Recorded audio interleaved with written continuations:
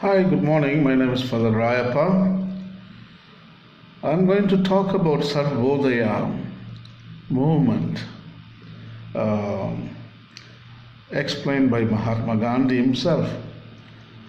Mahatma Gandhi developed three principles of village economics. One is Sarvodaya principle, the second is Swaraj principle, the third is Swadeshi principle. So Sarvodaya, Swaraj, Swadesh. So in this segment I'm going to talk about Sarvodaya principle. Mahatma Gandhi coined the word Sarvodaya. Sarva means all and Vodaya means well-being.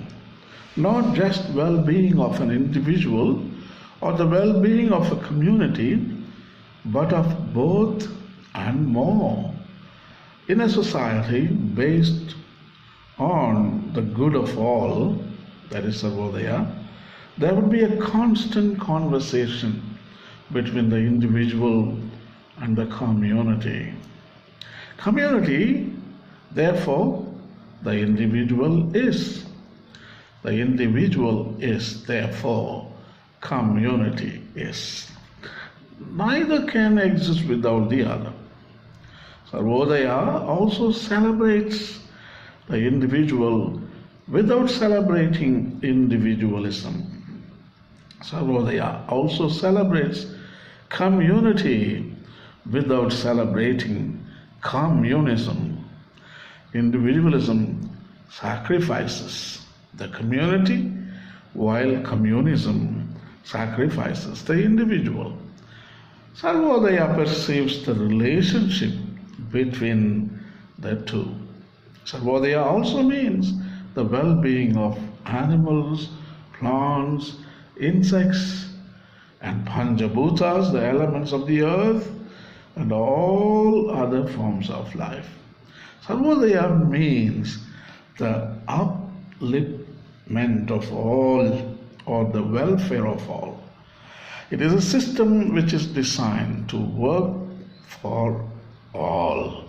Moreover, Sarvodaya celebrates the well-being of the earth and of the cosmos. But capitalism favors the few, only those who have capital. Socialism cares for the many. It believes in the greatest good of the greatest number, but some are still left out. Capitalism and socialism are both anthropocentric, whereas Sarvodaya cares for all, and it cares for the weak and the poor because they need help the most. Neither any humans nor any part of the natural world fall outside the ambit of Sarvodaya. Capitalism is self-centered, socialism is society-centered, and Sarvodaya is life-centered. Sarvodaya can bring nature, humanity, and spirituality together. Sarvodaya is an inclusive and holistic trinity. The humanism which emerged out of the Renaissance, the Enlightenment, the Industrial Revolution, scientific progress, and technological advancements have tended to create an arrogant conviction that the natural world exists for the benefit of humanity, that human beings are somehow superior to other forms of life, that they are in charge of the earth and can control, own, and use the earth as they choose. This arrogant and anthropocentric worldview is at the root of the present ecological, social, and spiritual crisis. One adheres to pure rationalism, then one way or another, anything can be rationalized. In Europe, rationality has been placed on the highest level. And yet, the history of Europe is built on colonialism, conflicts, and wars, all of which have been rationalized. European endeavors are embedded in the subjugation of people and nature. Rationalism itself is used as a weapon to destroy nature and to exploit people around the world. In order to instigate a new culture of nonviolence, it is necessary to begin at the beginning and recognize the unity and the intrinsic value of all life, a mindset which can be aggressive to nature and animals is prone to be equally aggressive to humans of other nations and religions. The violence to non-human species often remains unnoticed. This causes grave harm to animals, forests, and wildlife of all kinds. This attitude of human superiority is the foundation of the culture of violence. The dualistic mindset, which begins with controlling nature, goes on to control people. The same mindset, addicted to power, controls markets and then builds weapons to protect those markets. If we want to be free of nuclear weapons, we have to begin at the beginning.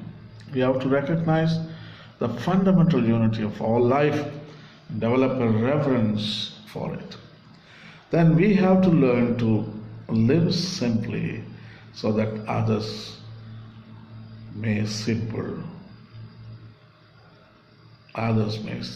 live. Martin Luther King Jr. often said, "True peace is merely the absence of war, but is the presence of justice, equity, and non-violent social order." Non-violence is a moral force which can transform individuals and societies and bring peace. Thus, peace and non-violence are twins.